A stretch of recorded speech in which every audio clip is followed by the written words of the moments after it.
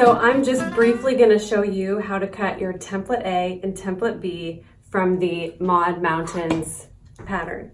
I'm going to be using this 60-degree triangle ruler, and it is a clear view triangle ruler. I can link to it in the description. I'm also going to be showing you if you have a flat top triangle ruler.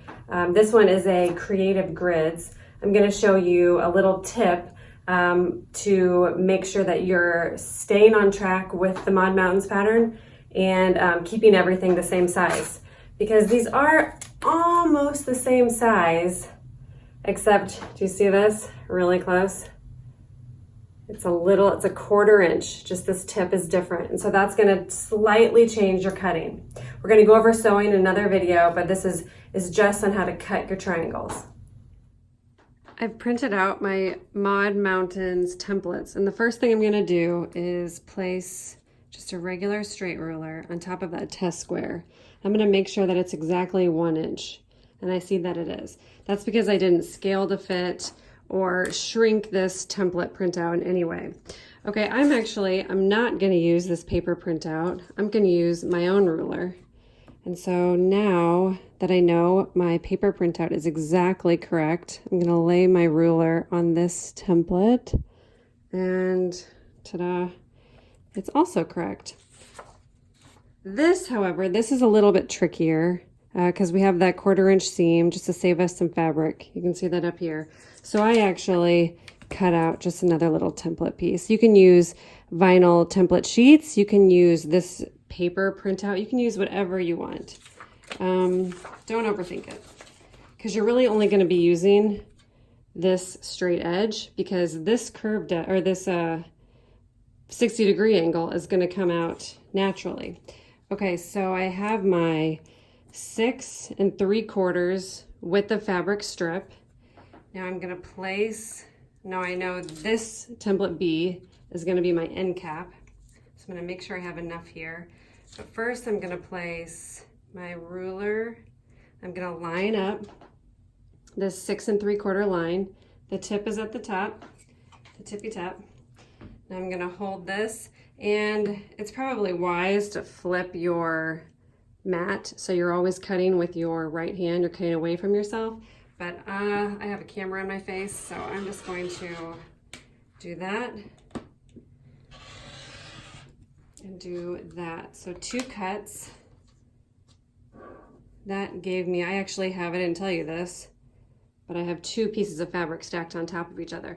So now that I have 1 triangle, or 2 triangles, I just rotate my ruler 180 degrees. And then I'm ready for my next cut. You can see that base, again, is lined up with the 6 3/4 mark. And there's my next cut. So you just keep going on down the line, and you get your triangles that way. Okay, so now I'm gonna line this up, seeing that that's really nice. And because it's pretty tricky to cut on just a piece of paper, you kind of want that flat edge. I can get my ruler back, just like this, and I can hold it and cut. And so I'm really just using this piece of paper template as a guide, and I'm using hard edge rulers to actually cut my pieces. So there you go. There you have your pieces. This is template A and template B. So to show you this flat top triangle demonstration, you can see the slight difference here.